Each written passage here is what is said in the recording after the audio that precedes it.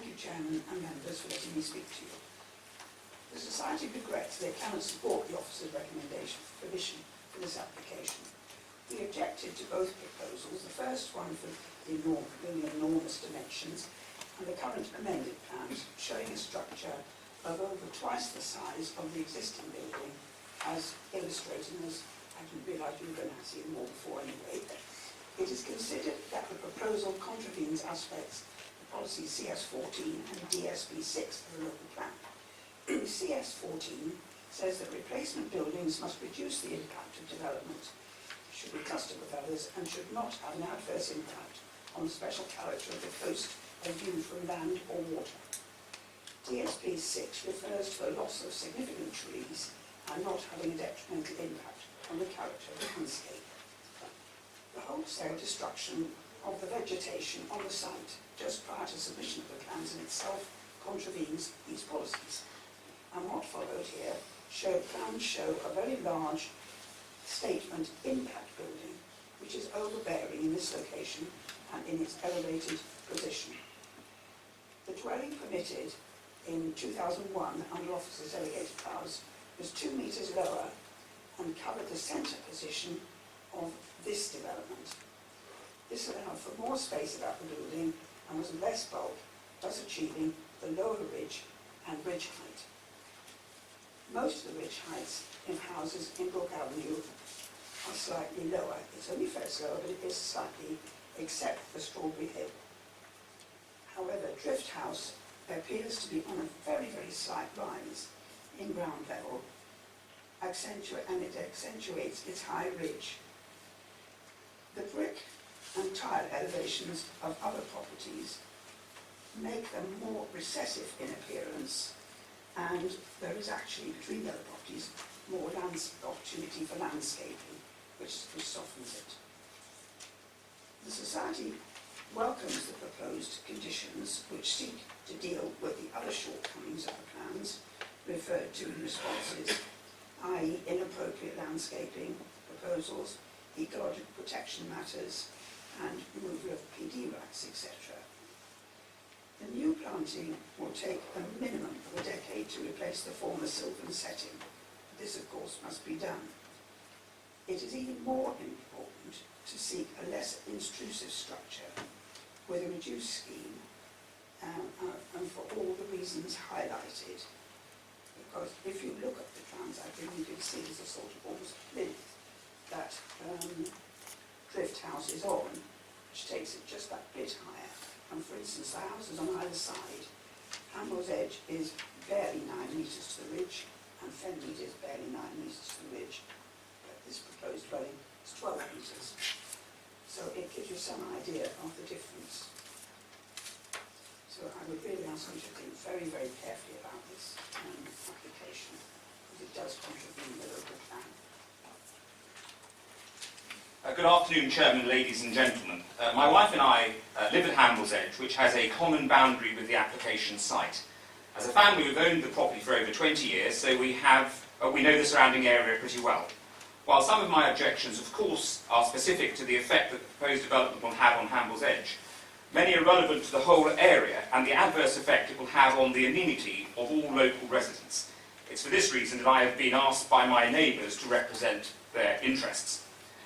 The principal objections that I and my neighbours have to the current scheme is the proposed size, the inappropriate landscape proposals, and the serious open questions raised in relation to ecology.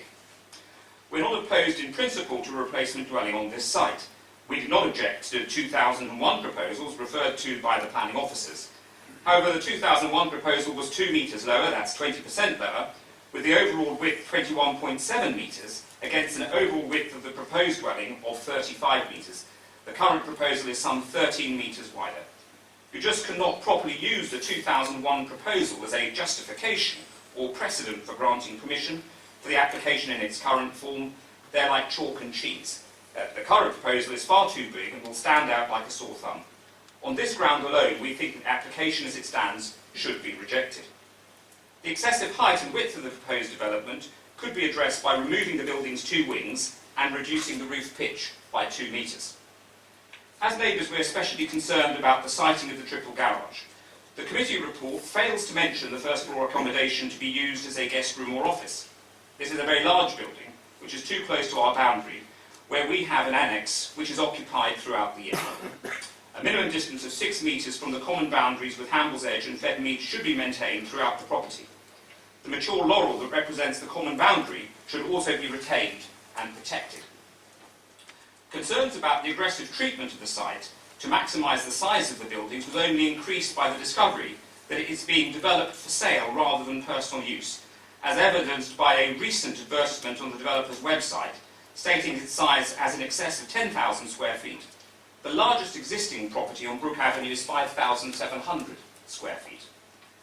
From a public interest perspective, you will be aware that the site is very exposed to public views from Bunny Meadows and the river, views which are an important public amenity and which have already suffered a great visual impact by a wanton destruction of all the trees and most of the hedges on the site.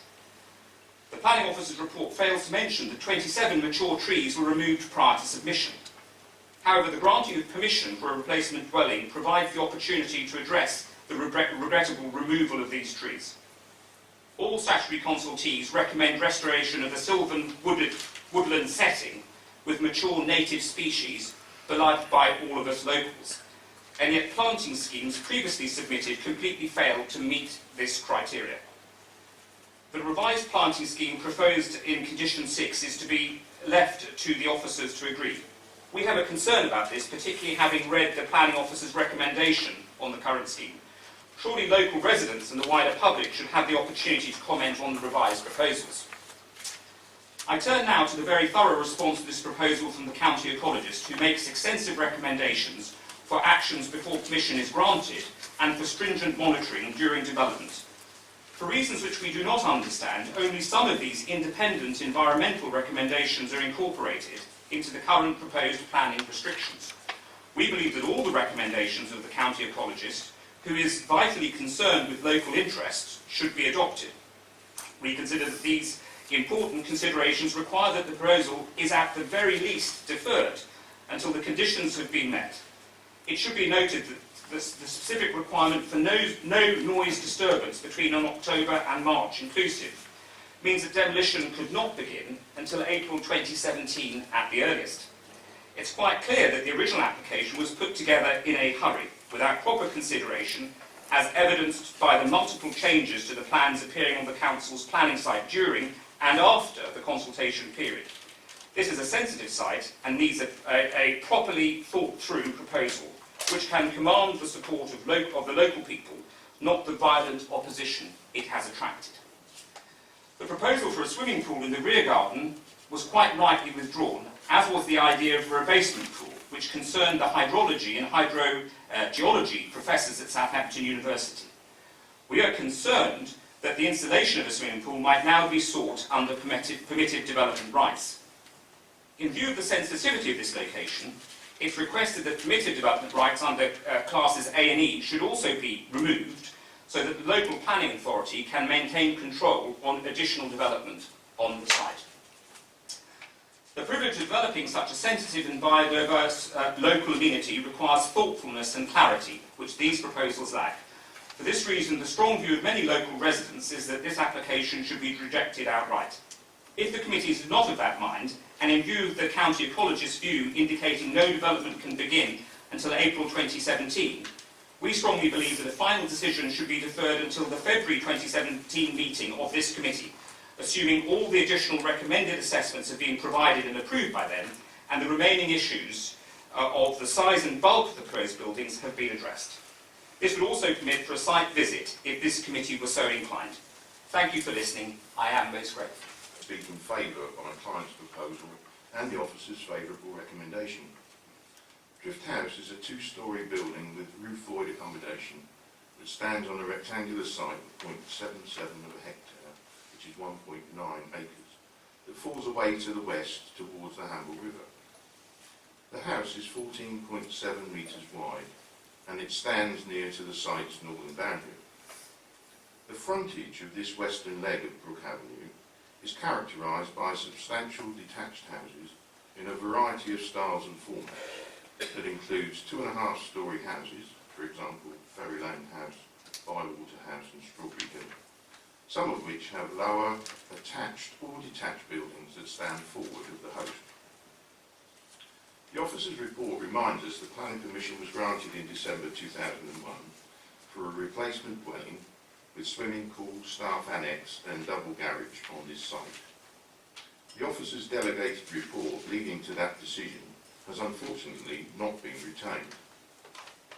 The permission in 2001 was evidently granted in the context of the Fareham Borough Landscape Assessment of 1996 and the Fareham Borough Local Plan Review of June 2000. Its policy C1 related to development in the countryside and generated a presumption in favour of the redevelopment of an existing building which does not have an adverse effect on the character of the surrounding area. Clearly, the view was taken that that proposal would not adversely affect the character or landscape of this locality. This council's approach to the replacement of dwellings in the countryside has not fundamentally altered since 2001. Paragraph 4.6 of the Local Plan Part 2 cites one-for-one replacement of existing dwellings as an exception to the general presumption against residential development outside settlement boundaries. And policy DSP 6 calls for new buildings to be well designed to respect the character of the area and where possible to be grouped with existing buildings. Drift House stands within such a group. The house approved in 2001 would have been 21.7 metres wide. My client's proposal would be 20.8 metres wide. The officers accept that such an arrangement is directly comparable to Strawberry Hill, Fenmead and Hambl's Edge to the north and south. So, Chairman, I've carefully studied the objections that have been raised, including those of the Fareham Society. In my judgment, none are of such moment as to comprise a sustainable basis for withholding consent, and your officers evidently shared my view. The members are requested to accept the recommendation and grant permission.